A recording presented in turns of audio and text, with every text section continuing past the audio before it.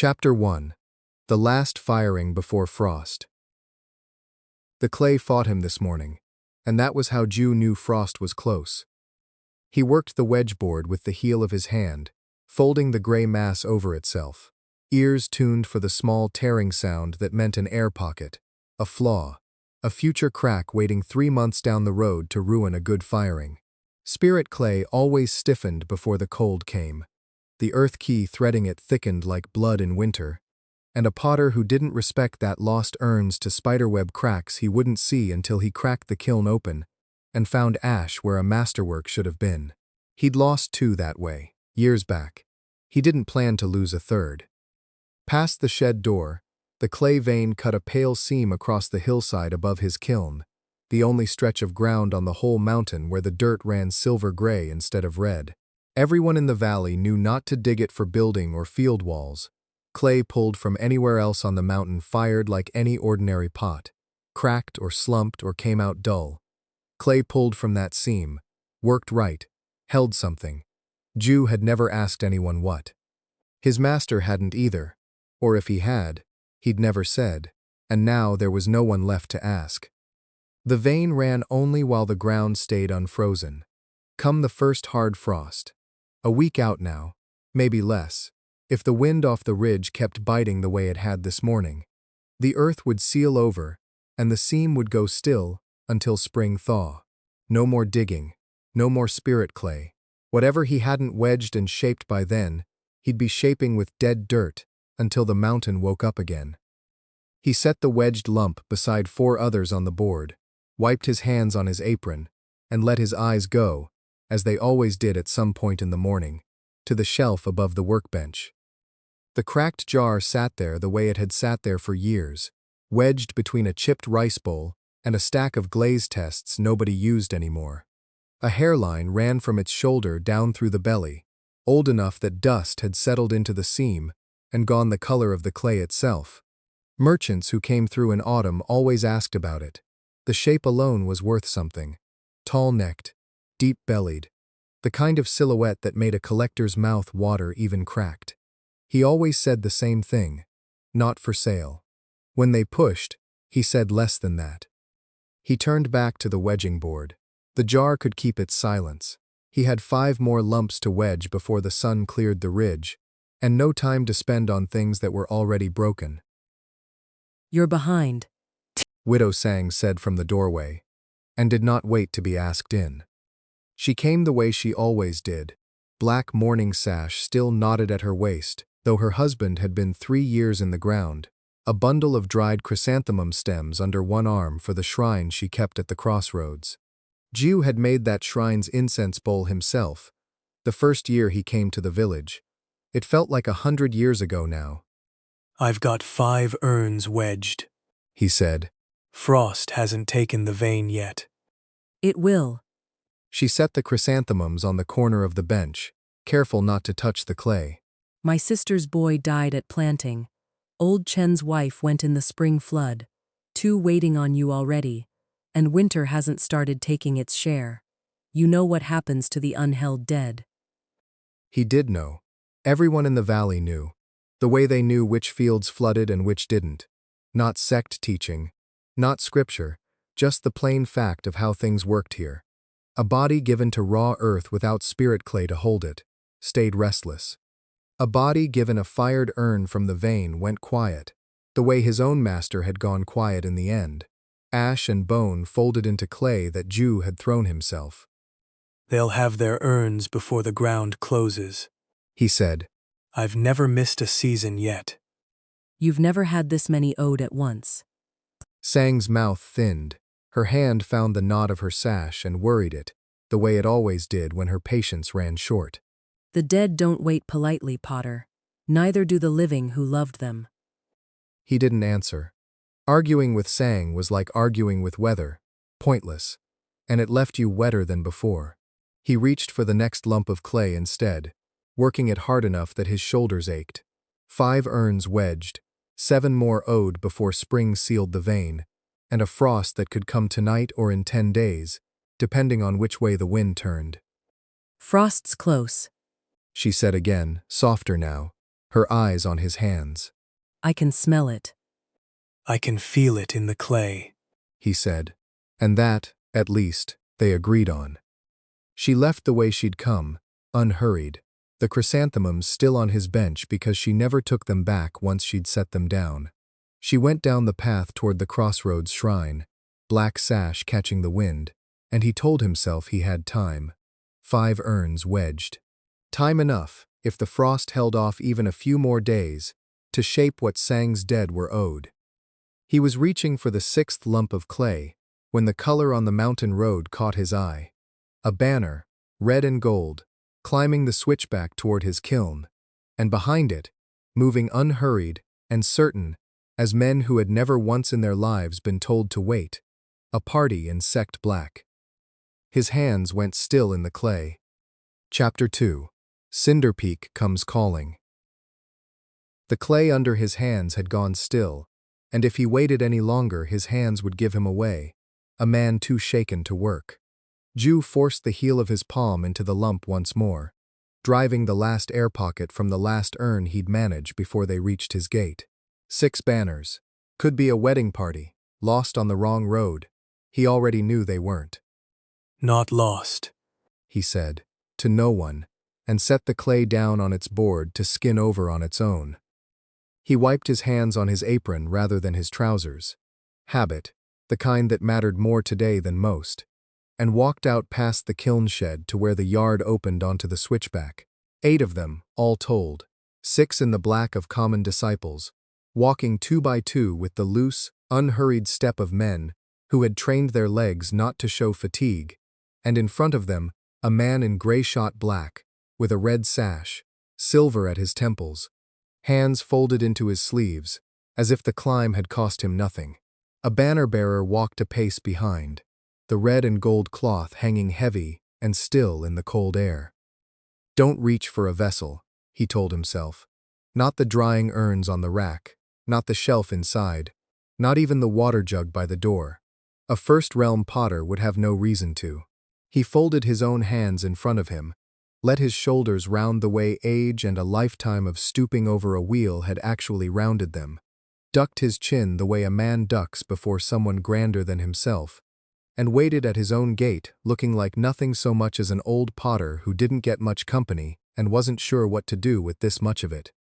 The one in the sash stopped an arm's length off and inclined his head, precise as a bow struck on a scale. Elder Bo Ranshan, he said, of Cinderpeak.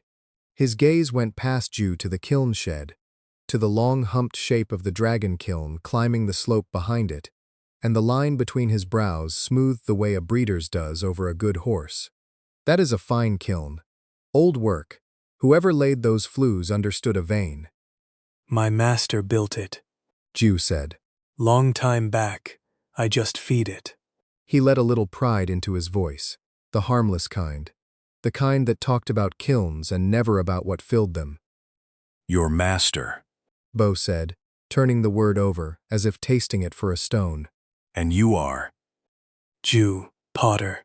He did not offer more, because a potter with nothing to hide would not think to. Bo's eyes came back to him, and the particular attention of a cultivator's spiritual sense passed over him, the way a buyer's hand passes over a bolt of cloth, testing for a weight it wouldn't find. That look had cost him something 100 times over the years, standing still under it, not because he had nothing worth finding, but because none of it lived in his body anymore.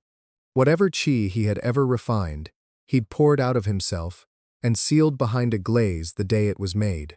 What stood in this yard being red like a bolt of cloth was exactly what it looked like, an old man's frame thinned by work, empty as a beggar's bowl.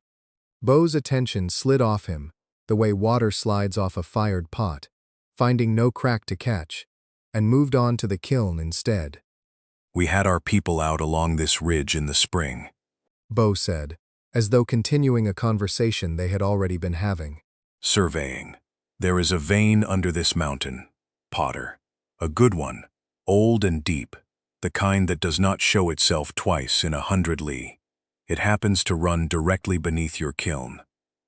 He said it lightly, a man remarking on the weather, but his eyes had gone to the flue mouths and stayed there, telling Ju something and asking him something in the same breath. Never noticed anything under it but rock. Ju said, letting a little swagger into it.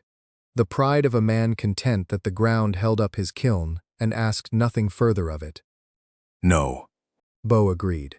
you wouldn't. He let that sit a moment, not unkindly, the way one might excuse a child for not knowing the value of a coin. Cinderpeak means to raise a furnace on this vein, a proper pill furnace, drawing the earth key direct. It would want your kiln's footing, possibly the kiln itself, though I confess, I would regret losing work this well made.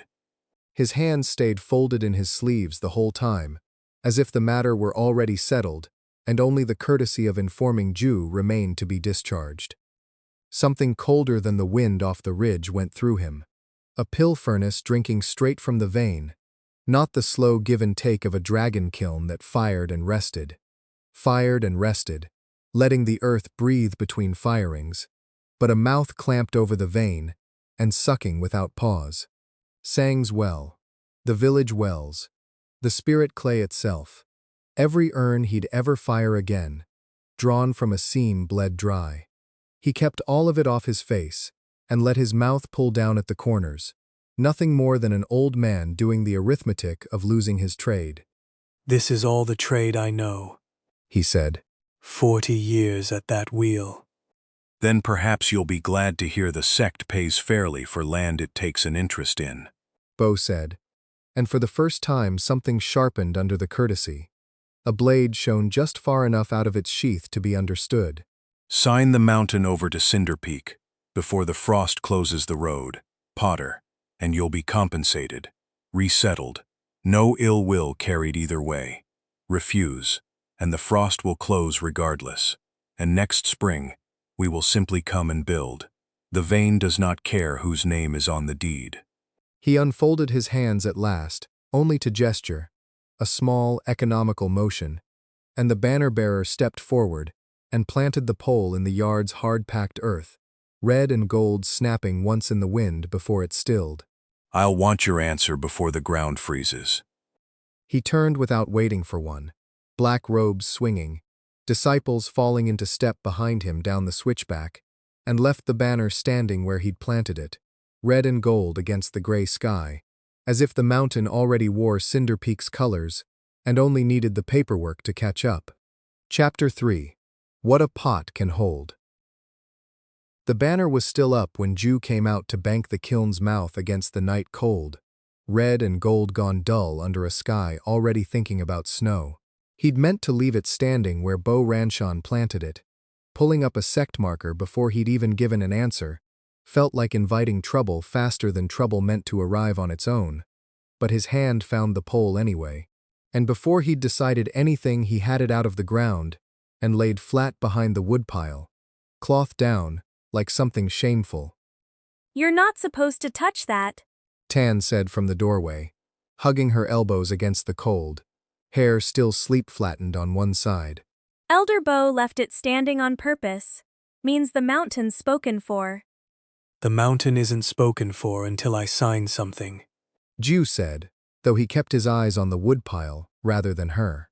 Get the wedging table cleared. Widow Sang's urns won't throw themselves. They worked through the gray hour before real light, Tan wedging clay while Ju moved along the shelf of fired seconds, checking each for the hairline seams that meant a summer's work wasted. She reached for a squat glazed jar without looking, the kind he kept apart from the rest, and he caught her wrist before she'd closed her hand on it. Read it first, he said. Always read before you touch, not after. "Read what? It's a jar." It's not empty. He turned her hand palm up under the jar's belly instead of letting her grip it, and pressed her fingers flat against the glaze. Feel for the give, not in the clay, under it. She held still a long moment, then something crossed her face like she'd bitten down on foil. "It's humming, sort of." That's the fill. Every fired vessel that's sealed proper holds chi in breaths, and a trained hand can count them. A rice bowl from the market holds 2, maybe 3, and leaks them dry within a season, unless the glaze seals proper. A spirit-fired urn, clay off our vein, a good glaze, dozens of breaths, hundreds, if the firing goes clean and the potter doesn't waste the vein's gift. He nodded at the dragon kiln crouched up the slope behind the sheds, cold and dark now, waiting. A kiln like that, fired right, 3 days running, could turn out a jar holding near 1,000. Near 1,000 what? Breaths of what? Of whatever the world put into the clay before we dug it. Doesn't matter what you call it. Matters that you know what a vessel's carrying before you pick it up, drop it, sell it, or trust your life next to it. The grade's fixed the day it comes out of the fire. Nothing you do after adds a single breath. You can only lose what's already sealed in, and a bad seal loses it slow, day after day, whether you notice or not. She turned the jar over now with 2 hands instead of 1, thumbs finding the shoulder and staying there, careful the way she hadn't bothered to be a minute before. Can you tell if one's flawed, without breaking it? Mostly. A hidden crack reads different from a clean wall, thinner, uneven, like a scar under skin you can't see. Takes a steady hand and no hurry. Someone else's sealed wear, especially something they don't want, red, you might not get more than a guess. He took the jar back from her and set it farther from the table's edge than it had been. It only ever tells you what the vessel holds, never whose hands made it, or how strong those hands still are. That part stays hidden, no matter how long you look. Is that why you never test anywhere? So nobody reads you? Ju's hand stopped on the jar he was checking, flat against the glaze a beat too long. I test fine, He said. First realm, same as I've always been, nothing to read. I didn't mean… She stopped wedging, wiped clay-slick hands down her apron instead of finishing the thought. There's a testing platform at the river town.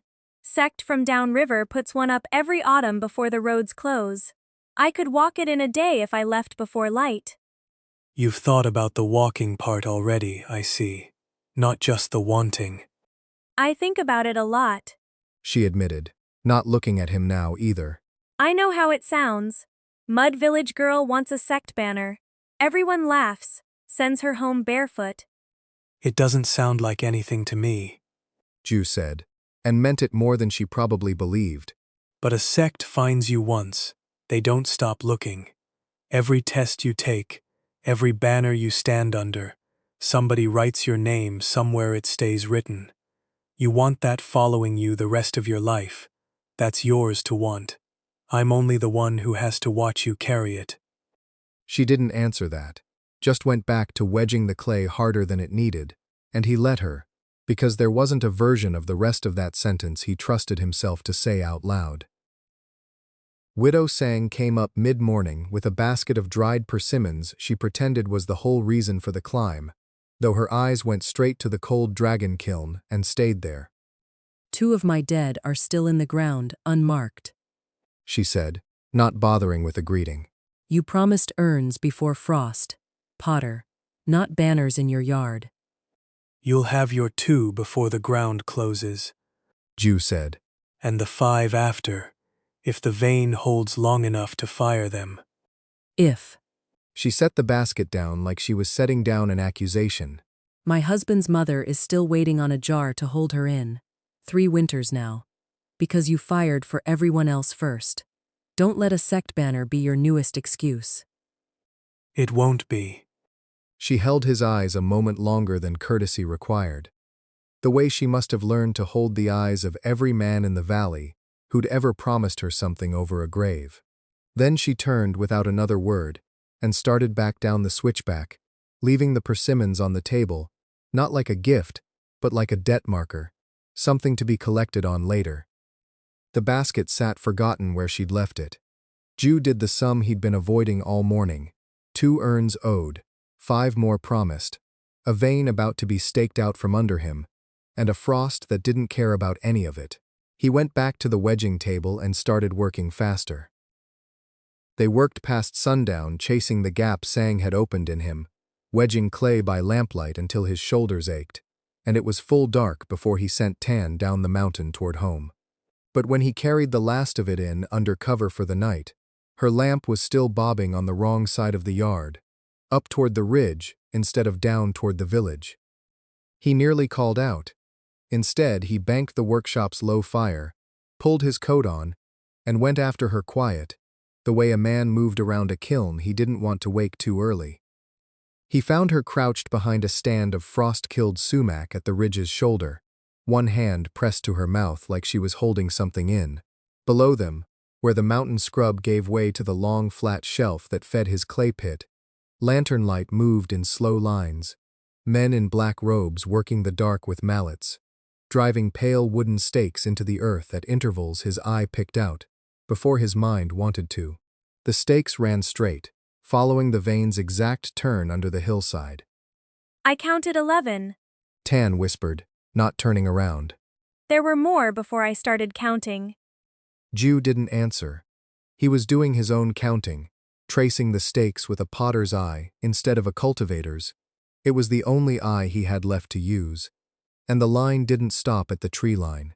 Cold crept up through his knees from the frozen ground, and he stayed crouched there long after he should have pulled Tan back, the sex men driving stake after stake into his master's vein like men measuring a coffin for the fit. Chapter 4. The Flaw. They're going to dig it up. Tan said, still crouched at his shoulder. Aren't they? Not just stake it. Dig it. Ju's knees cracked climbing to his feet, the frozen ground letting go of him reluctantly, as if it wanted him to stay down there and count stakes with her until spring. He kept his mouth shut until they'd put 2 fields between themselves and the tree line, until the banner red of Cinderpeak's camp had shrunk to a smear behind them. Not today, he said. Today they measure. Tomorrow, maybe. Go get the grinding stone. She went, but she went slow, throwing looks back over her shoulder at the ridge, like she expected the stakes to sprout legs and follow. He'd worn that look himself once, watching a different fire climb a different night sky, and it had taken him a decade to stop flinching every time the ground shifted under his own feet.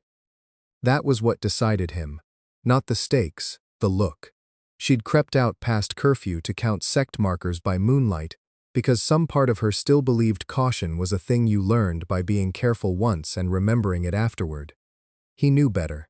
The lesson that stuck was the one that cost you something, and he'd rather it cost her a scratch in his workshop than a limb, or her life, out on the ridge.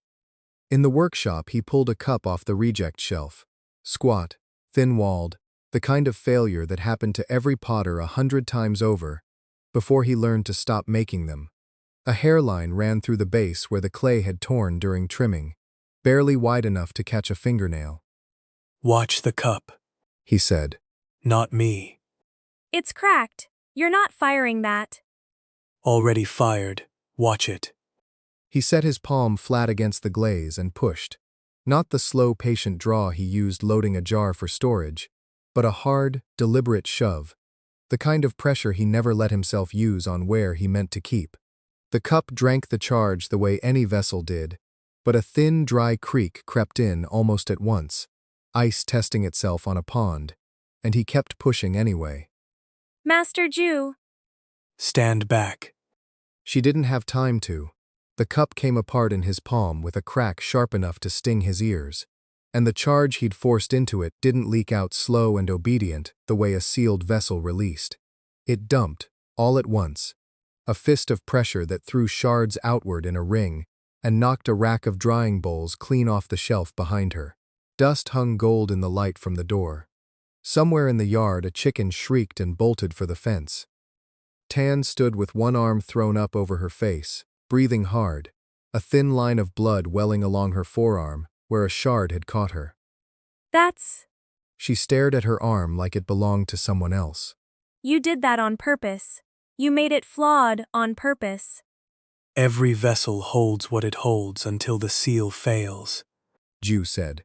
His voice came out rough, and his eyes had already gone past her, up to the shelf near the rafters, where a second cracked thing sat wrapped in cloth and dust, older and larger, never once demonstrated on anyone. A good seal fails slow. A bad one, a flawed one, fails all at once. Everything it's holding, gone in a breath. Doesn't ask where you're standing when it goes. Is that what? Tan's stare followed his up to the shelf, and she bit the rest of the question off before it left her mouth. He didn't answer it for her. He crossed the room, took her arm, checked the cut was shallow, wrapped a strip of cloth around it with hands that wanted to shake and refused to let them.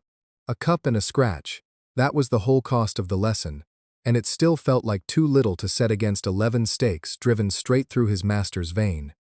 A shadow filled the workshop door before he could say so. Interesting. A voice said, young and pleased with itself. Elder Bo said this place was worth a look, but I didn't think he meant the fireworks. Fen leaned against the frame in Cinderpeak black, a jade token swinging loose at his belt, taking in the broken bowls and the blood on Tan's sleeve, with the mild interest of a man reading a menu he had no intention of ordering from. He was young, younger than Ju had expected an elder's chosen disciple to be, with the kind of unlined face that had never once gone hungry. Village this poor, and you're smashing your own pots. Fen said, pushing off the frame to wander in uninvited, boots tracking clay dust across the floor Ju had swept that morning. Cinderpeak disciples don't even smash pots for training. We've got better toys. He trailed a finger along the kiln's cold brick, unimpressed, then stopped at the mouth of it and turned back with a smile that carried no warmth anywhere in it. Elder Bo's given you until frost. I've decided you don't need that long. The elder said frost. Ju said, his voice flat and dull, the same flat and dull he'd worn 2 days running now, a man with nothing left worth threatening. The elder's patient. I'm not. Fen took a stick of red chalk from his sleeve and crouched at the kiln's mouth, and before Ju could cross the room he'd already dragged 3 quick strokes across the brick, a sigil, angular and sect-marked, the kind of thing painted on property that no longer belonged to whoever stood in front of it. He straightened, dusted his palms, and looked past Ju at the banked, cold firebox with the satisfaction of a boy who'd just claimed the best seat at a table. Fire it before the mark dries, old man. If you've got something worth firing. After that, this kiln doesn't light again. Not for you. Not for anyone in this ash heap of a village. Chapter 5. Ash and Bone. Fen was gone before the chalk finished drying, boots crunching off down the switchback toward whatever camp Bo's people had pitched below the tree line. Ju stood over the kiln mouth a long while after the sound of him faded, looking at the 3 red strokes on the brick like they might rearrange themselves into something less final if he waited long enough. They didn't. He touched Tan's shoulder, told her to bind her arm properly and go home before her mother worried, and when the yard was empty, he went into the workshop and took the ash and bone jar down from its shelf. It was the last of it, maybe 2 fistfuls of gray powder left in a crock that had once held enough to glaze 40 pieces, ground from bone and hearth ash the way his master had taught him, back when Ju still had 2 working hands that shook from cold instead of age. He set the crock on the wedging table and picked up the grinding stone and worked it in slow circles, because his hands needed a task or they would start doing something worse, and because the urns for widow sang would want this glaze if anything did. The stone ground down through gray dust into the fine silt underneath, and the smell of it, old bone, cold ash, a mineral sourness that never fully left his fingers, pulled him under before he could brace against it. He was 26 again, standing at the base of a furnace, 3 times the height of any kiln he'd built since. The Cinderpeak proving furnace roared white at its throat. Past white, past any color a furnace ought to burn, heat rolling off the brick in waves that dried the sweat on his neck before it could bead, and his master was inside the collapsing structure, trying to pull 2 junior disciples free by their collars. Ju had been outside the ring, where the elders had put him, because a vessel path cultivator's chi reads as nothing, and nothing gets left to stand near the fire. The stupidity of what he'd done came back whole, no kinder for the years between. He'd cracked 3 vessels at once, Every jar he'd fired that season, 100 breaths, 200, he never counted after, and dumped it all into the collapsing structure to buy his master 10 more seconds. It should have worked. It had worked, for the 2 disciples, who lived. It had not worked for the man who went back in for a third. The furnace had not failed on its own. He'd known that for years, in the wordless place under his ribs, even before he had proof, even before a name. Something had been wrong with the draft that day, wrong in a way pure accident rarely managed. But knowing was different from naming, and he had never let himself get close enough to the second thing to survive it. The grinding stone had stopped in his hand. He was breathing like he'd run the mountain road, and the crock under his palm was full of everything left of the one man who'd ever called his gift a gift instead of a curse. Enough, He said, out loud, to the empty workshop, and set the stone down harder than he meant to. The old arithmetic came back easy, because it had never really left. Use the gift, someone near you dies. Use it loud enough, in front of enough people, and it isn't only the ones already standing close who pay. It's whoever comes after. Drawn by the story of a potter who wasn't what he seemed. He had built an entire quiet life on not being seen. Small ware, modest sales, a village that had spent 20 years being taught he was harmless. Light the dragon kiln tomorrow, with Beau's men watching every plume of smoke off the chimney, and he might as well stand in the yard and shout his own name at the mountain. He could refuse. Let the seizure mark dry. Let the kiln stand cold and claimed. Tell Sang the urns would have to wait for some kiln in some other village, some other year. Nobody else would burn for it. That was the whole appeal of the coward's math. It always balanced, if you only counted the bodies that didn't happen.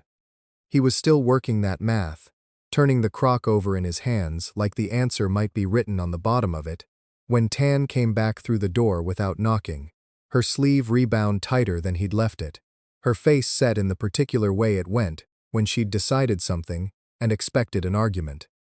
You're going to let it stand cold, She said. Not a question, I'm going to think it through. Ju said, and heard how thin that sounded even as it left him.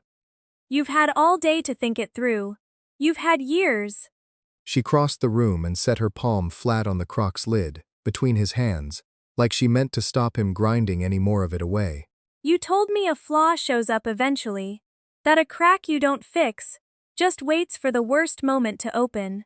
That true only for pots? You don't know what you're asking me to risk. I know Sang's mother-in-law has been sitting in a jar that isn't fired right for 3 winters, because you keep finding reasons to be careful instead of finished. Her voice cracked on the last word and she pushed straight through it. You taught me to read a vessel's fill, because you wanted someone to see what you're worth. Then you spend every day making sure nobody gets to look. You call that caution, Master Juo. I call it the same thing you told me never to do. Waiting on a crack, because it's easier than being seen, and being wrong. He opened his mouth to tell her she didn't understand what had burned at Cinderpeak, what his hiding had cost to build, and shut it again, because the words waiting behind his teeth sounded exactly like what she'd just named. Go home. He said finally, quiet, not unkind. Bind that arm properly. Come back before first light. Tan searched his face for the refusal she'd braced for, didn't find it, and went still. I'm lighting the dragon kiln at dawn. Ju said. Whether Bo Ranshan likes the look of the smoke or not. Chapter 6. Lighting the Dragon. Frost silvered the yard grass when Ju knelt at the firebox of the lowest chamber, a coal cupped in tongs he'd banked overnight from yesterday's cookfire.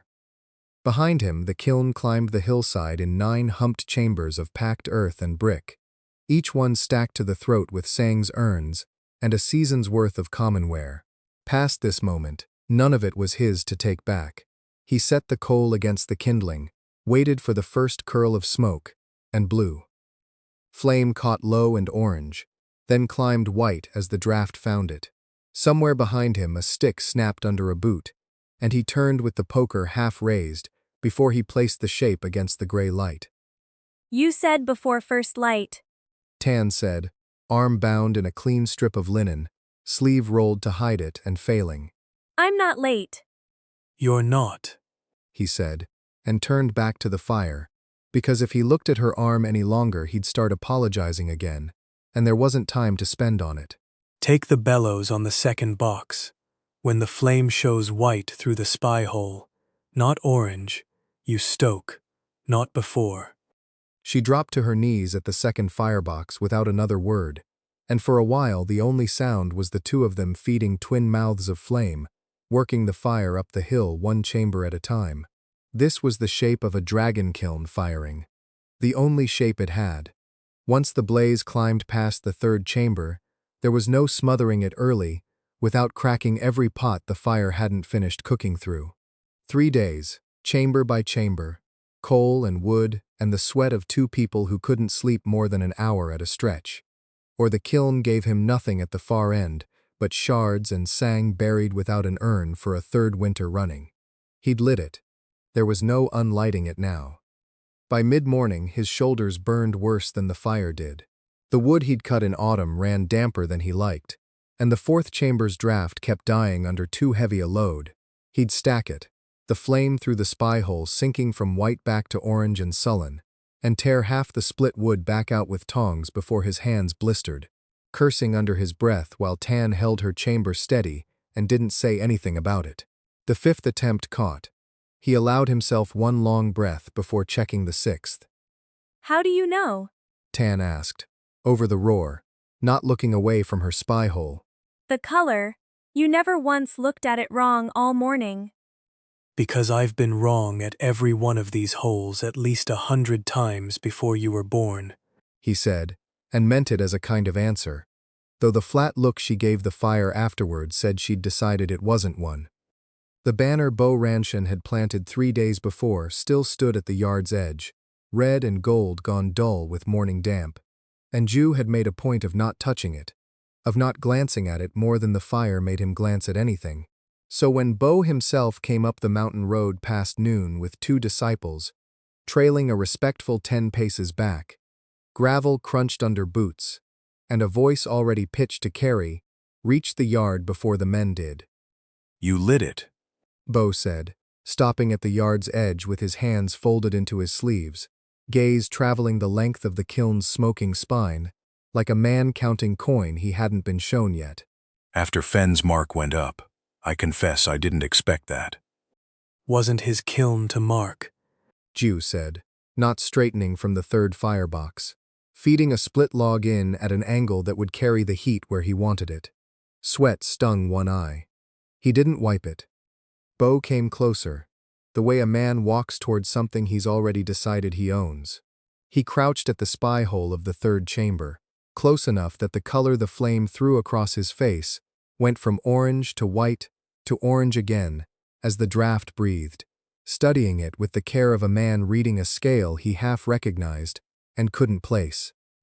A dragon kiln wants a cultivator's hand on the draft. Beau said, mild, almost to himself. Feed it wrong by a breath, and half the load slumps to glass.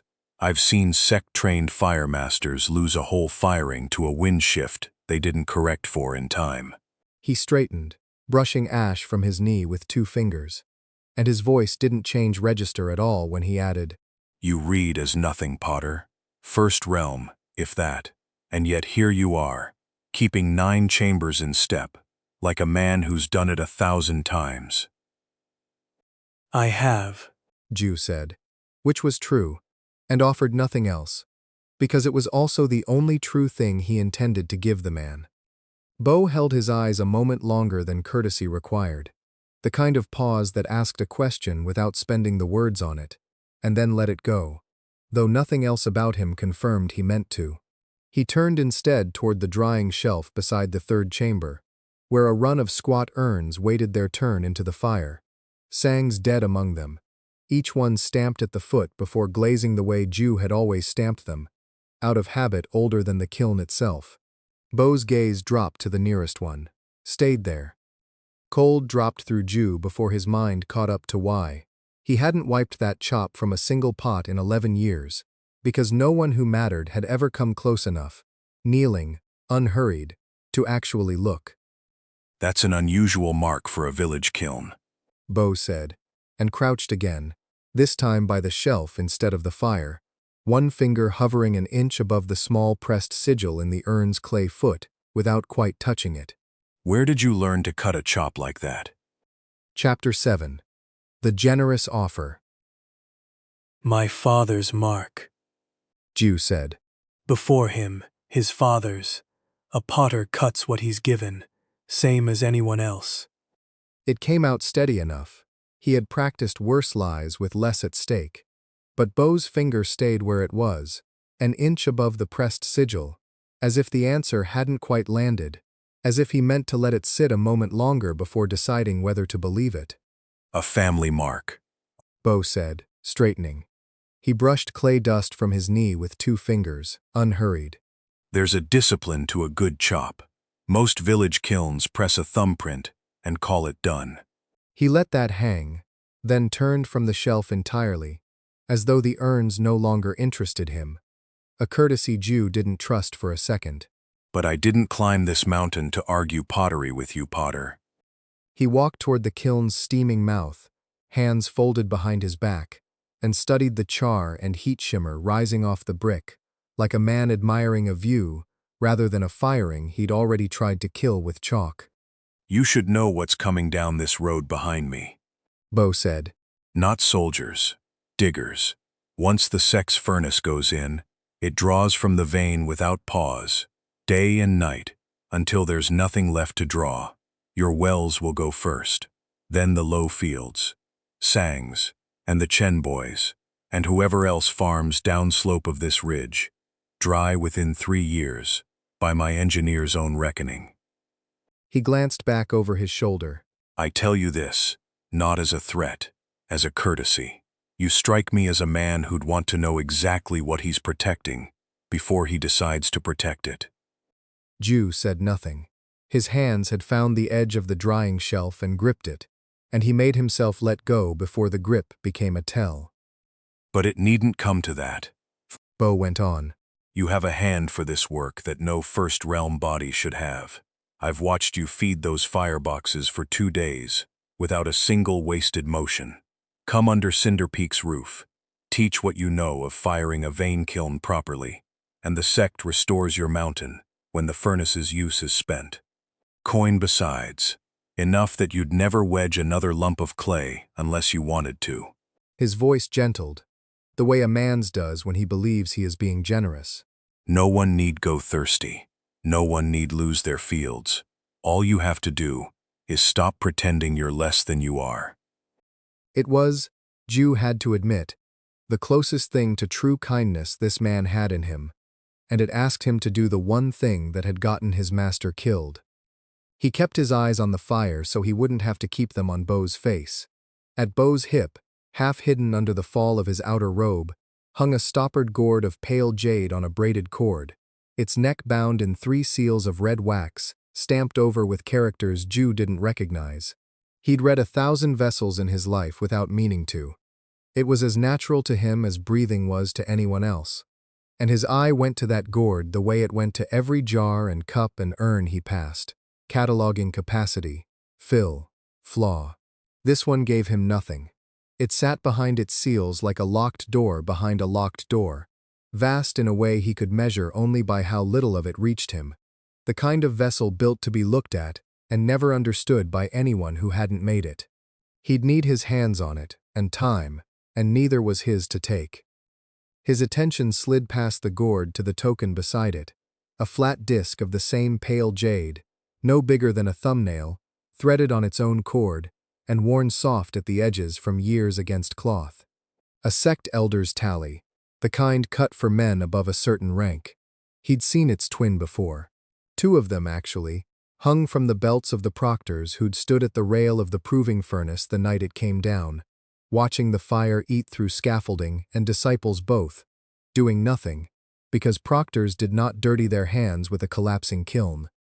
The smell came back before the memory did, ash and scorched pine, a smell that had lived in the back of his throat for 6 years, before he'd finally scrubbed it out with glaze dust and hard work. His jaw tightened. Somewhere under his ribs the old grief turned over like a coal nobody had banked properly, and for one unguarded breath he was 26 again, hauling a dying boy out from under a beam, while somewhere behind him his master's voice went quiet, in a way voices didn't come back from. He made himself breathe.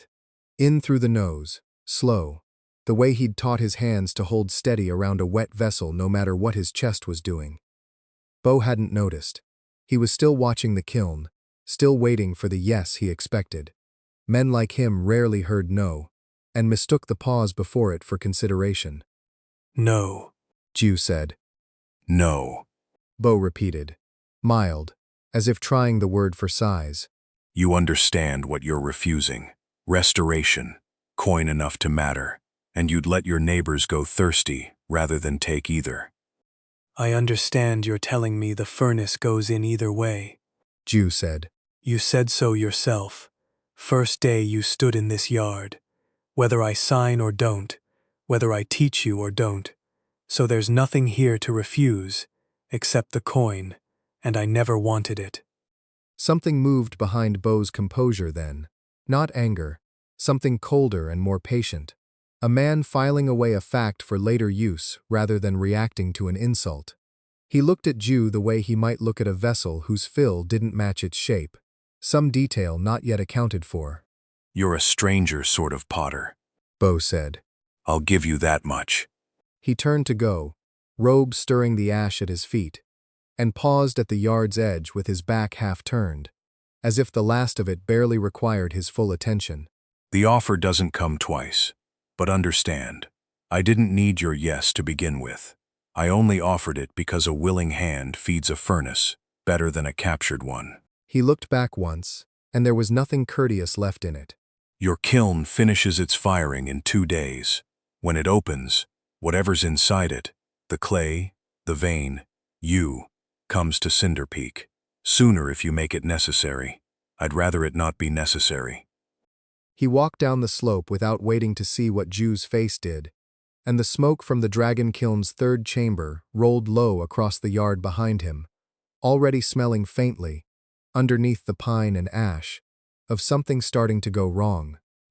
Chapter 8. The Chop. The wrongness rode under the pine and ash smell all through the fourth chamber's feeding, and it took until mid-morning for Ju to run it down. He climbed the kiln's spine to the third spy hole, worked the clay plug free, and squinted into a throat of white gold flame that should have burned clean and did not. A thread of black smoke curling off one corner. Sulphurous, wrong.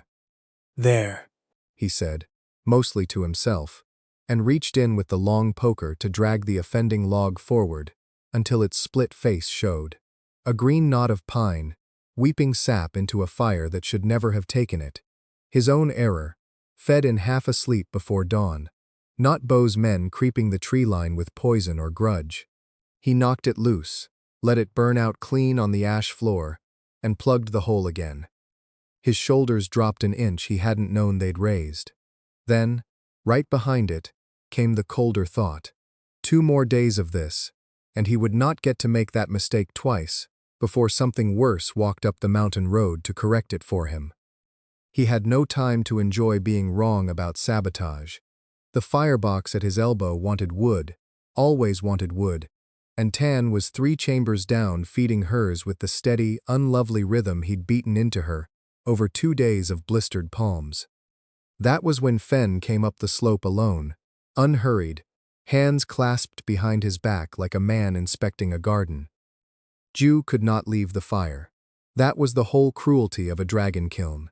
It did not care what else burned in a man's chest while it burned. He fed his box, checked his flame, fed it again while Fen crossed the yard toward Tan's chamber, his stomach going tight and useless. 11 years Fen said, close enough now that the wind carried it. is a long time for a man to stay first realm in a village this small. Someone must remember him arriving. Where from, girl? He's always been here. Tan said, too fast. The words coming in that too quick tumble of someone who needs a listener to believe a thing more than she believes it herself. Since before me. Since before my mother. Near enough. And the mark he presses into his pots. Someone taught him that. A man doesn't invent a chop like a temple seal out of nothing. Fenn's voice dropped, and the rest went under the roar of Ju's own firebox, worse than the words themselves, not knowing what Tan's face was doing while she answered. She came to him at the changeover, when the sun had dragged itself past noon, and Fenn's shape had gone small, and unhurried back down toward the tree line. Her hands shook feeding the last split logs in, and it was not the fire's heat that put the color high in her cheeks. I didn't tell him anything, She said, before he'd asked. I swear it. But he kept asking about the mark, and I said, She stopped, jaw working. I said you learned it from your master. I didn't mean to. He already had it in his head, I could tell. He just wanted me to say it out loud so it'd count. Ju set the poker down against the kiln wall, slow, so his hands would not do it badly. That's all. He said. Not a question. Not relief either. A name half given was still a name given, and Fenn hadn't needed the whole of it to start digging. 11 years I kept it out of every mouth in this village, yours included. Should have known it'd be me that let it slip in the end, one way or another. She did not look comforted. Neither was he. Bo came back alone in the last flat light before evening. No banner this time, no escort, just a man in black robes climbing a path he already walked like he owned it. He stopped at the drying shelf first, the way he had before, and crouched to look at Sang's urns. Not surveying now, but confirming something he'd already decided, plain in the set of his shoulders. Cinderpeak keeps its dead in ledgers as carefully as its living, Bo said, without turning around. Every disciple who trains a season, every name, a proving furnace takes when it fails. I had it in my head that your chop looked practiced in a particular way, not a village hand, a sect hand. The fish and reed cut we teach vessel path aspirants in their second year, and only that year, because after that, the sect changes the pattern to mark rank. Ju said nothing. His feet had gone very still on ground that had not moved. I sent for the old furnace roster this morning, out of nothing more than an itch. Bo went on, rising, brushing clay dust from his knee with 2 fingers. 6 years back, a proving furnace collapsed at Cinderpeak and killed a master glaze artisan, along with 2 juniors. One aspirant listed among the dead was never recovered from the ash. A courtesy entry, the roster called it, since no body meant no urn, and no urn meant the temple simply wrote him down and moved on. Vessel path, chop pattern matching the one your dead woman's urns are wearing right now. He turned, and there was nothing left in his face that had ever pretended to be polite. I don't believe in courtesy entries anymore, Potter. I believe in men who are very good at not being found.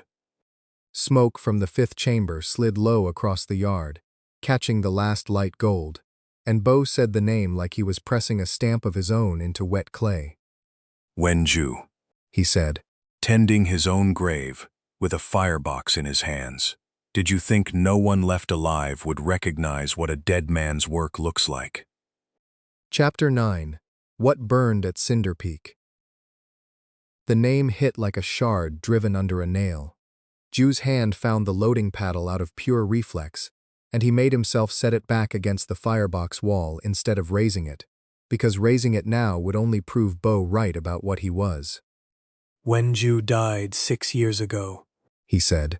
Write that in your roster too. I already crossed it out.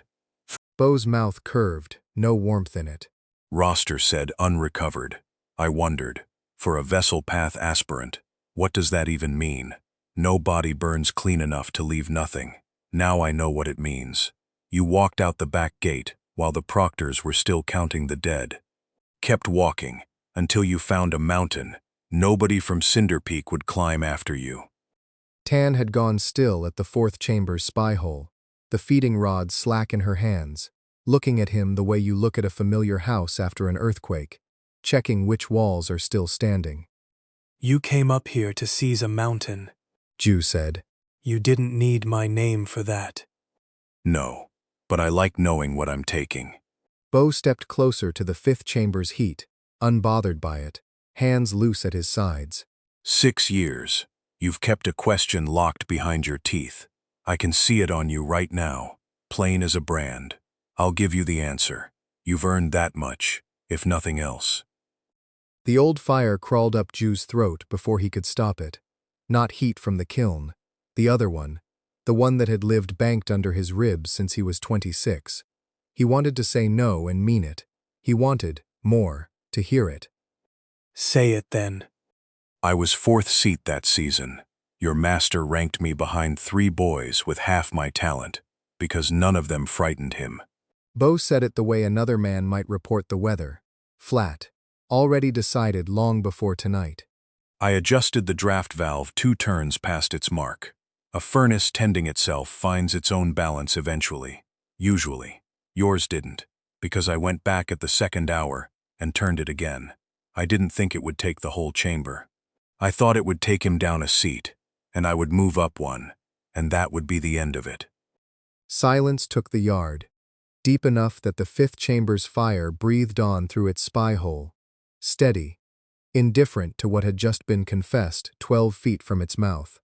6 years he had built an entire life on a maybe. Sold nothing, taught nothing, stamped his chop where no one would look twice. All so the maybe could never come looking for him. Now it stood in his yard, with its hands loose at its sides, telling him the maybe had been true the whole time, and worse than what he'd guessed at. He had pictured ambition brushing too close to disaster, an accident with a name attached after the fact. What Bo described was a hand on a valve, twice, on purpose. His fingers found the paddle again, and this time he did not put it down. Under the roar building in his ears, the old counting surfaced on its own. 100 jars, 100 sealed breaths, cracked open in a single morning to buy 2 juniors their lives while his master burned. This is what happens when you use it. The lie spoke in his master's voice, gentle even now. Even second-hand. Even a lie. You reached for the vessels and it still wasn't enough. It will never be enough. All it ever does is show them exactly where to aim. You murdered him for a seat, Ju said.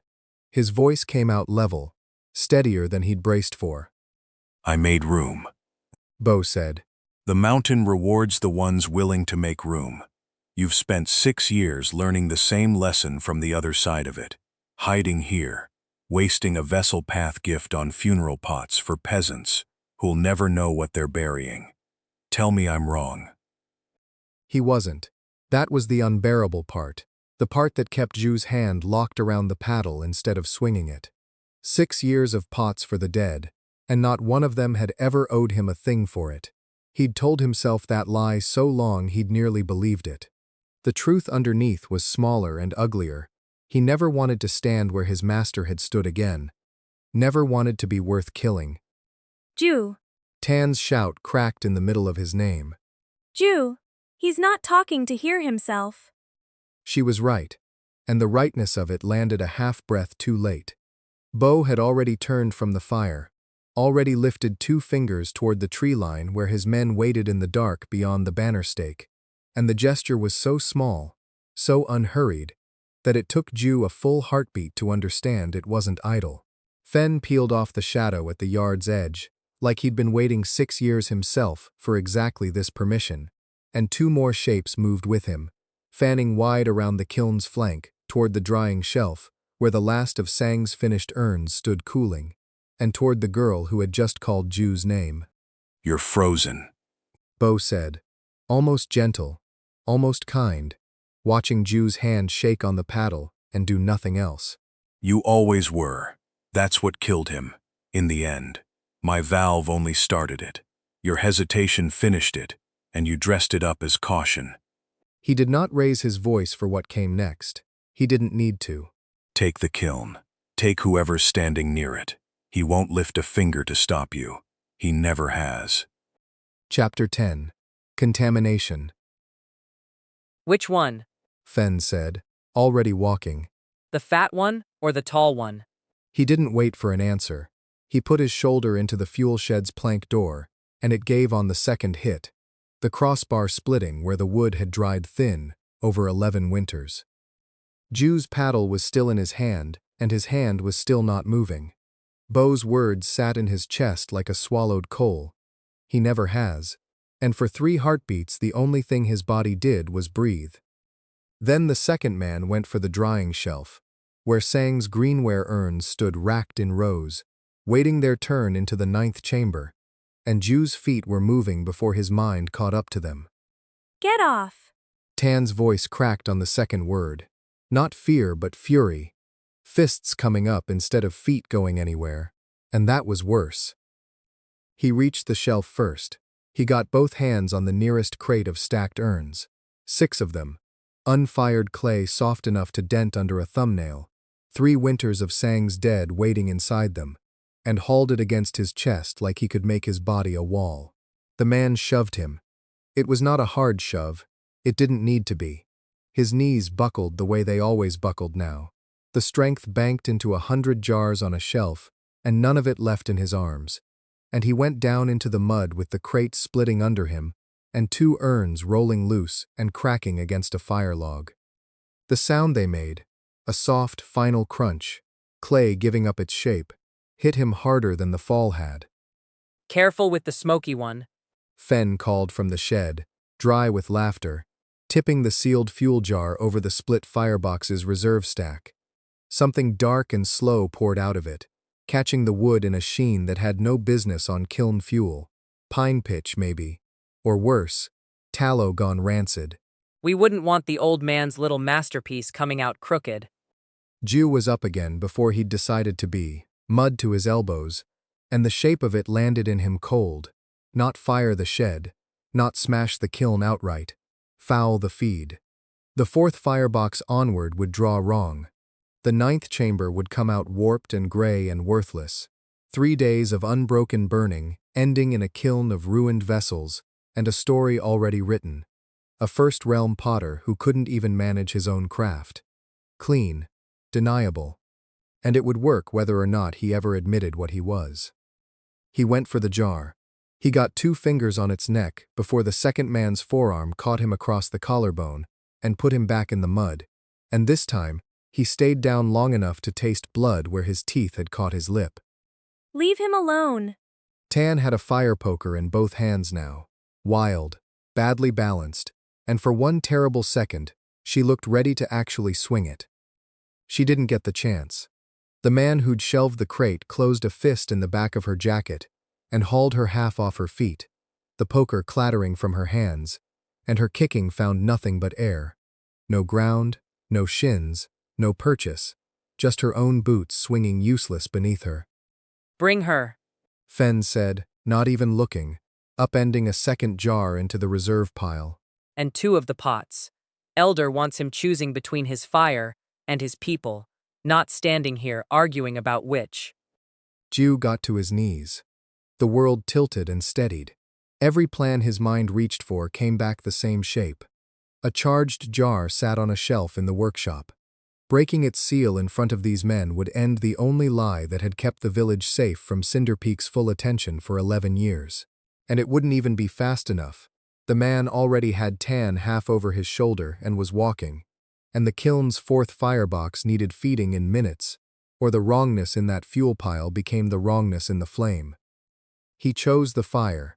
He told himself it was because the fire couldn't wait, and Tan, God help him, might survive a walk down the mountain. Told himself that, with his jaw clenched so hard his back teeth ached, because it was the same math he'd run 6 years ago in a collapsing furnace, and it had cost him a master then. He didn't reach the firebox in time either. By the time he'd hauled himself up and gotten a hand on clean fuel from the far pile, the tainted wood was already in, already catching, and a green-black tongue of flame licked up through the spy hole, where there should have been clear orange. He fed it anyway, scooped and fed and scooped, sweat running into the cut on his lip, the color fighting itself and losing, flame going the sick color of a wound going bad. Down the slope, past the tree line, Tan's voice cut off, not silenced, just gone too far to carry. And 2 of Sang's urns went with her. tucked under Fenn's arm like nothing. Like a decade owed to the dead was worth exactly what a man could carry in one hand. Jew stood at the firebox with a shovel he didn't remember picking up, chest heaving, the kiln's wrongness roaring low and steady in front of him, and the sound of his own failure still hanging in the space where Tan had stood. He set the shovel down. He turned from the fire, mud-soaked and shaking, and looked past the ruined crate, past the empty shelf where Sang's urns should have been cooling in rows, to the workshop door standing half open behind him, to the shelf inside it, and the shape wrapped in cloth that had sat there, untouched and unsold, for longer than he let himself count. Chapter 11. The Potter's True Realm. The cloth over the cracked jar had slipped an inch in the night wind, enough to show a sliver of glaze the color of old blood. Jew looked at it the way a man looks at a debt he has decided not to pay yet, then turned away and started pulling the other shelves bare instead. 11 years of wear came off the boards in his arms, glazed cups that held 2 breaths and no more, storage jars good for a dozen, the good spirit-fired urns from 3 different firings, good for 80, 100, more. Everyday things. Things he'd made to sell, to use, to give away. Each one sealed the day it came out of the kiln, and never touched again, because a sealed vessel was worth exactly what a man could carry in one hand. And what he needed to carry now was more than 2 hands and 1 spent old body could manage alone. He carried what he could anyway, out past the ruined crate, into the yard where Fenn still had Tan by 1 wrist, and was laughing at something one of the other disciples had said. Old man's found his legs, Fenn said, and did not let go of Tan. Bring more junk if you want. I'll break it for you free of charge. Let her go, Jew said, and set the first cup down between them on the packed dirt, and cracked its seal with his thumb. 2 breaths worth of stored chi came out of a 2-breath cup exactly the way 2 breaths should. A short, hard shove of pressure that staggered the nearest disciple half a step and did nothing at all to Fenn, who did not even bother to raise a hand. That, Fenn said. was pathetic. He was right, and the truth of it landed under his ribs like the same cold weight from 6 years ago. 100 sealed breaths that hadn't been enough either. He'd known it wouldn't be.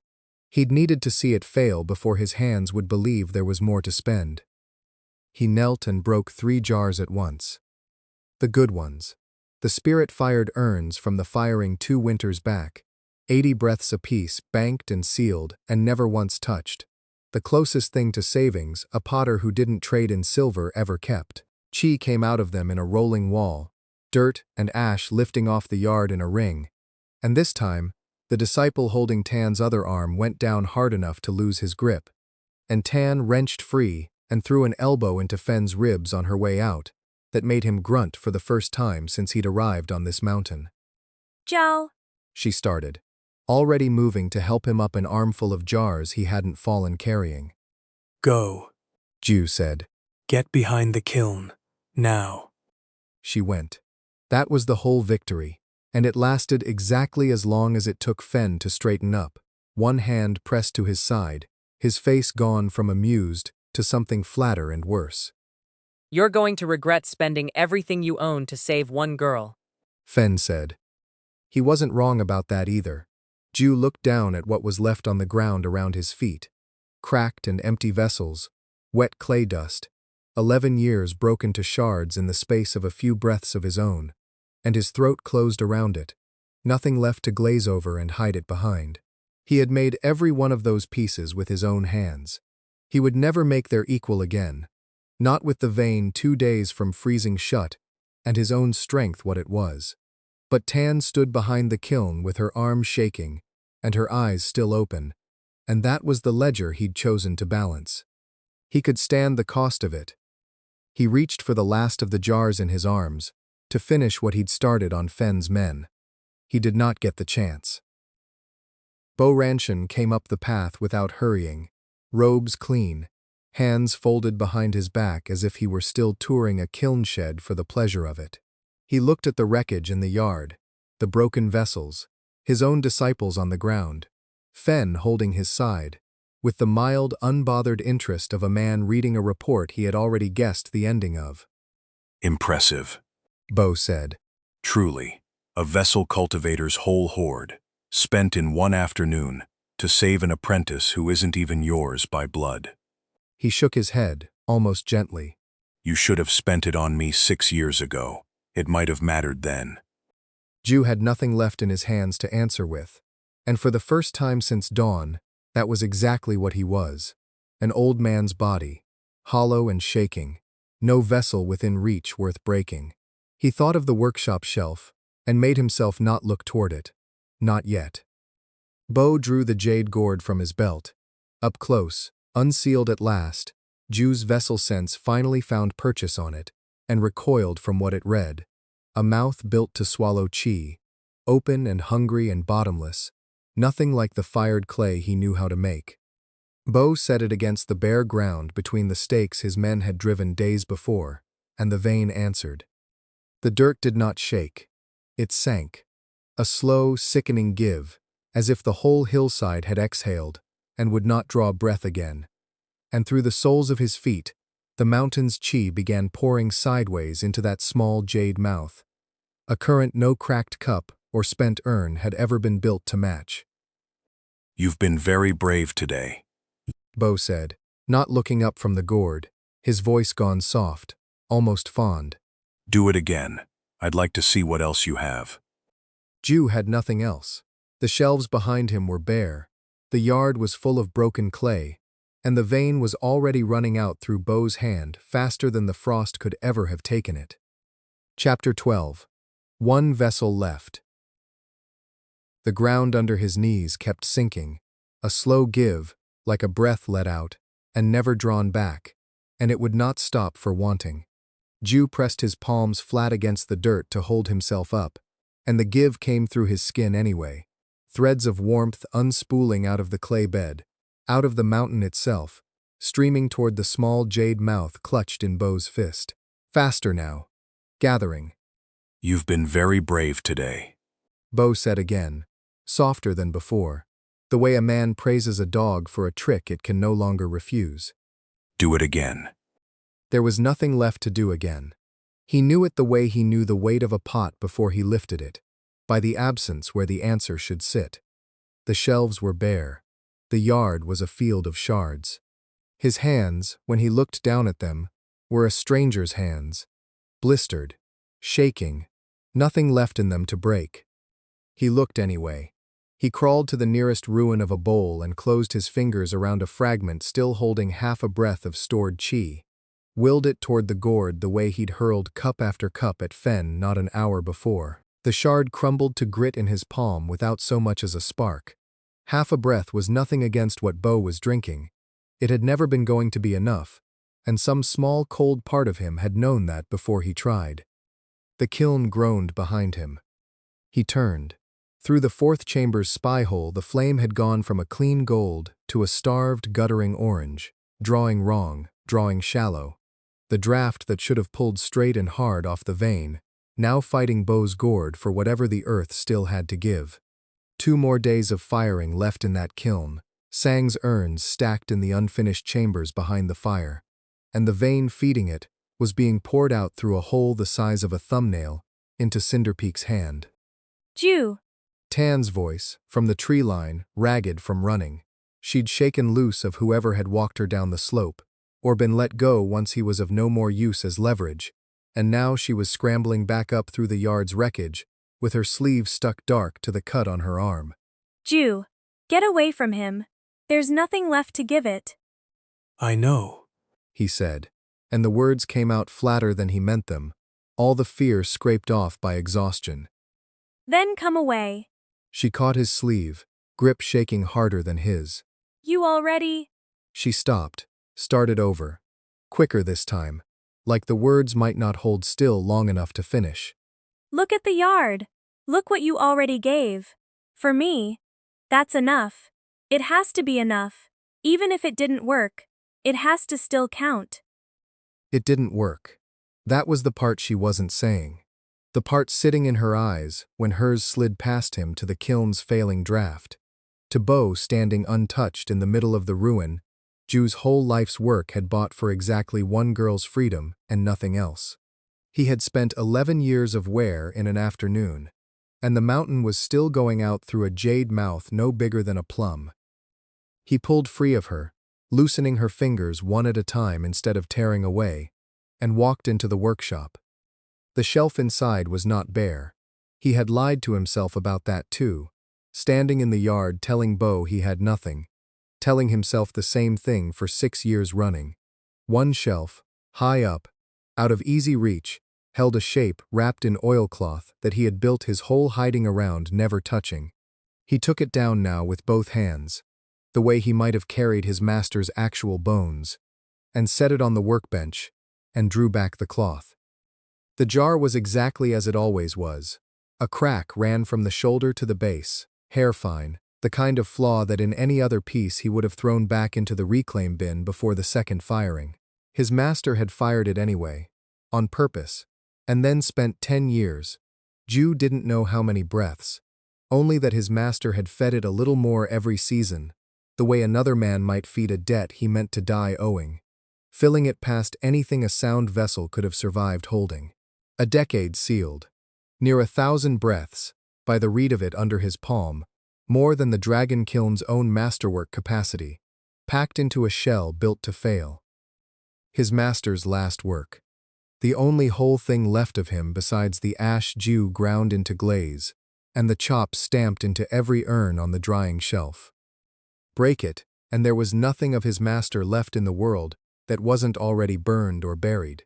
Keep it whole, and the vein went on running out through Bo's hand, until there was no valley left to bury anyone in. He had spent 6 years telling himself that keeping his gift sealed was mercy, that a hidden potter was a safe potter, and every single time it had turned out to be nothing but the same old cowardice, wearing a kinder name. This was the last thing he had left to hide behind, and hiding was the one thing he had sworn at dawn 2 days ago he was done doing. He put both hands around the jar, and found the hairline crack under his thumb, the exact place where a controlled seal release would let it bleed, and a hard blow would let it burst all at once, and began, very carefully, to widen it. Outside, the kiln's draft guttered lower, and the ground under the yard shuddered as Bo Ranshin sank the gourd's mouth deeper into the vein, drinking harder now. Drinking like a man who had already won, and only wanted to see how far down the well went, before anyone thought to stop him. Chapter 13. Shatter. The crack gave under his thumb before he expected it to, a grain of clay whispering loose, and the pressure inside the jar shifted, like something that had waited a decade sealed for permission to let go. Not yet. He pressed his palm flat over the widening line, holding the seal a hair's breadth from failing, and made himself breathe with it. In, hold, out. The way his master had taught him to breathe with any vessel he meant to keep whole a little longer. Don't, Tan said, close enough now that her shaking reached him through the space between them. Dirt streaked one side of her face where Fenn's men had dragged her, and her voice had none of the argument left in it, only the plain fact of asking. You said it yourself. It's the last thing of his you have. Don't. He did not look up from the jar. If he looked at her, he would stop, and stopping was the only thing left that could still hurt him worse than what he was about to do. Outside the workshop wall, the ground shuddered again. Longer this time. A groan that traveled up through the packed earth floor and into the soles of his feet. Through the gap in the boards the yard had gone strange, the grass near the banner stake gray and curling, as though a month of drought had struck it in a minute, the well-stone beside the path weeping a thin white frost in the middle of a mild autumn afternoon. Bo Ranshin knelt at the center of it with the jade gourd's mouth pressed into the dirt, both hands wrapped around its neck, and the earth was folding toward him the way water folds toward a drain. He's not stopping on his own, Ju said. Nobody's going to make him, except me. Then let me help you carry it, Tan said, and reached for the jar's far side before he could refuse her. He let her take the weight, because his arms had gone unreliable sometime in the last hour, and because refusing her now would cost more time than it saved. Together they came out through the workshop door into daylight, gone the color of old brass. Smoke from the fourth chamber dragging low and wrong across the yard. And Fen turned first. Oh, this again. Fen said, already moving to cut them off, one hand loose at his side like a man swatting a fly rather than facing a threat. Elder Bo said you were done throwing pots. I watched you throw the last one myself. Jew did not slow down and did not answer. He walked the jar straight at Fen, the way he had walked kilns his whole life, without hurry, because hurry was for men who did not trust their own hands, and at the last stride, he let the crack under his thumb open the rest of the way. The shatter release took the jar apart from the inside, not in Fen's direction, but sideways and down, a burst of stored years cracking the ground at Fen's feet into a spiderweb of scorched lines, and pitching him backward off his balance, with a shout that had no words left in it. It was not the killing blow.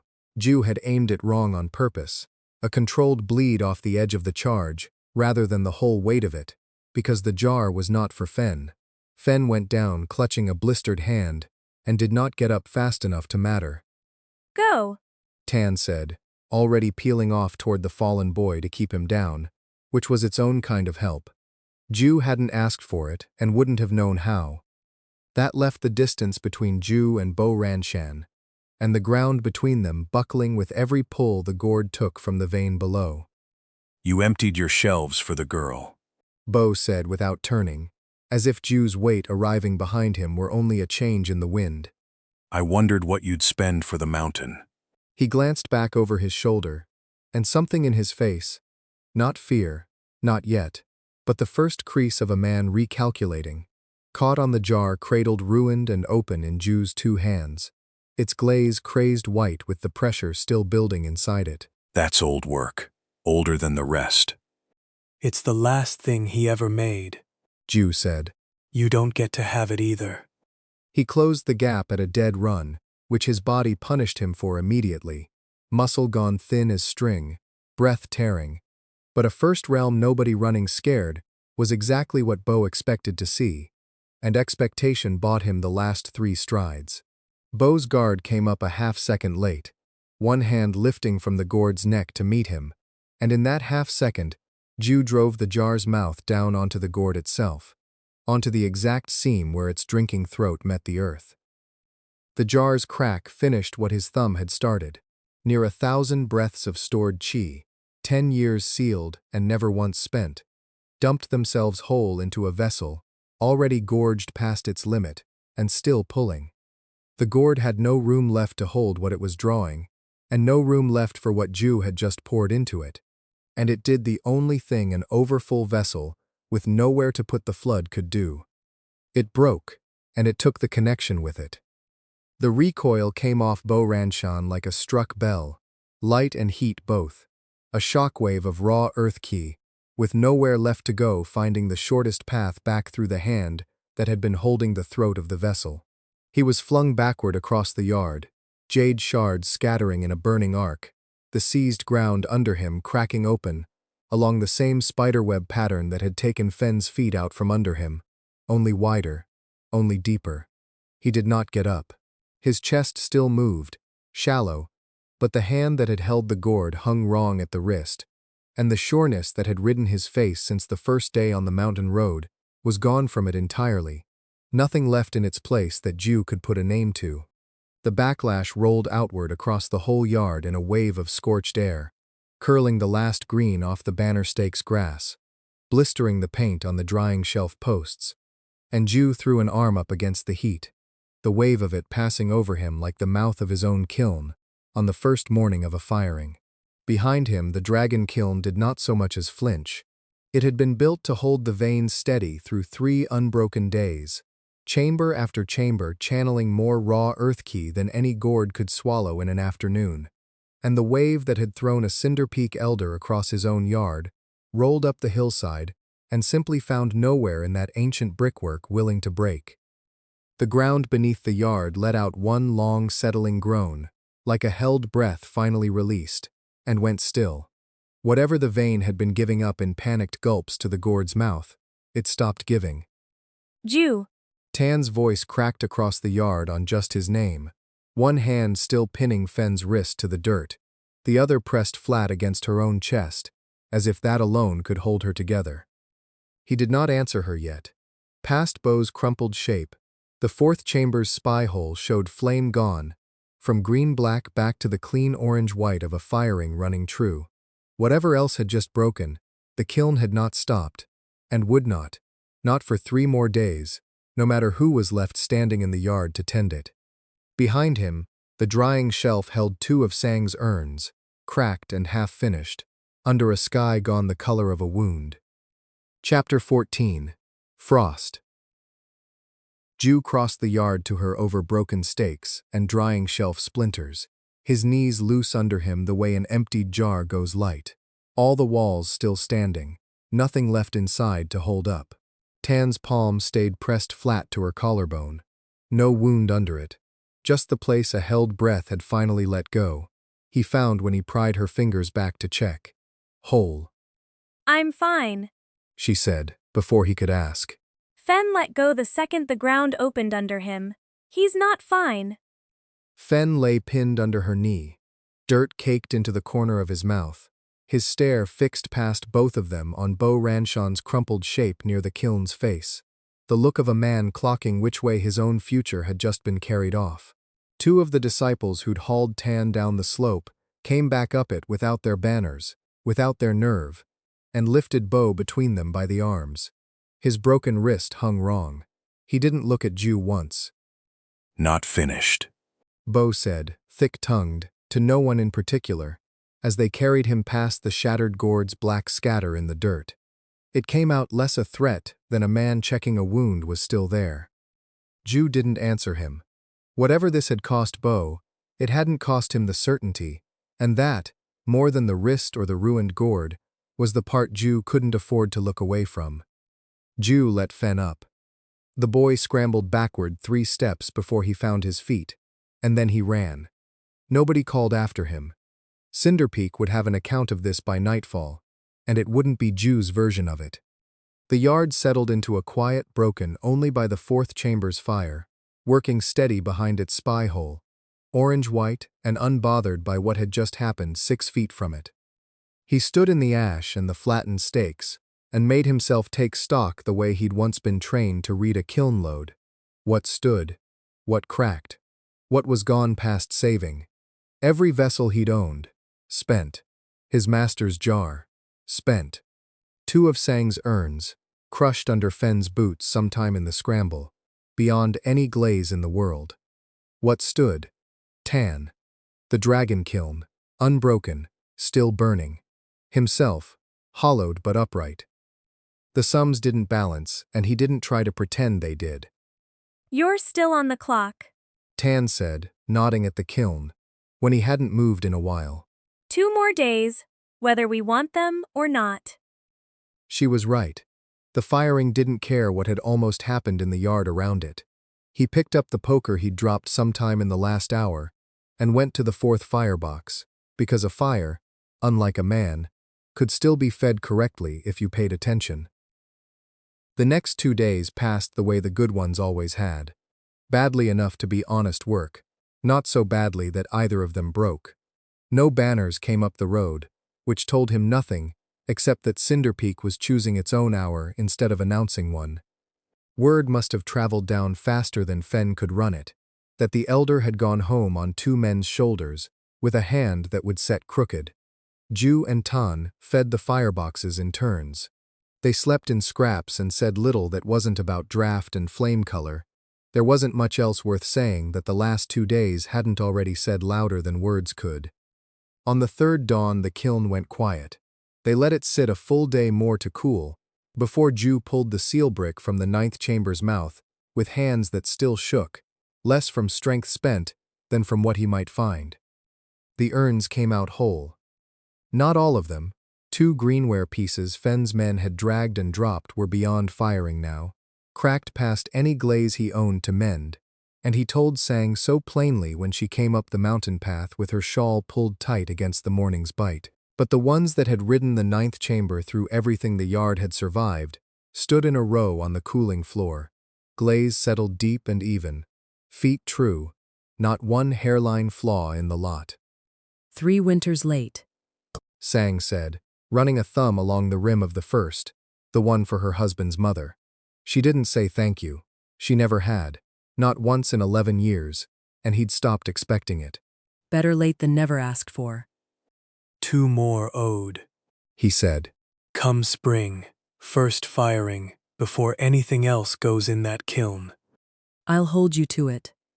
she said, and for the first time he could remember, something in her weathered face came loose enough to almost be a smile.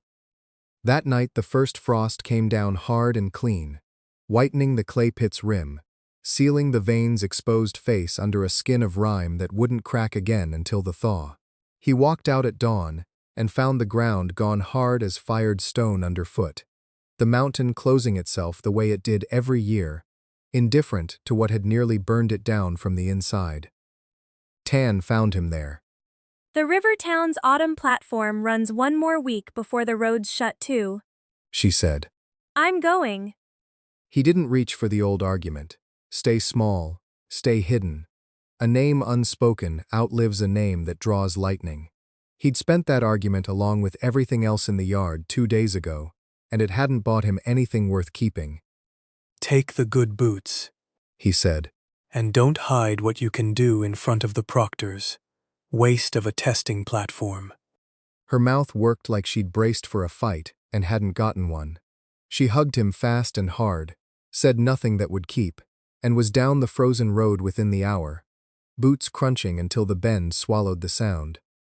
He spent the last light of the day at the wheel, throwing 1 jar, plain, unglazed clay the color of the mountain's own dust, and set it on the shelf where the cracked one had stood for 6 years unsold and unexplained. Into the wet foot he cut his chop. The fish and reed mark Bo Ranshan had needed a sect roster and a dead man's name to place, deep and unhurried, and left it there in the open, where any eye that knew how to read a vessel could find it. He was still at the wheel 3 days later, throwing for the spring's first firing, when a new banner came up the frozen road, not red and gold this time, some other sect's colors he didn't yet know how to name. His hands stayed on the clay. He did not reach for the shelf, and he did not reach to cover the mark.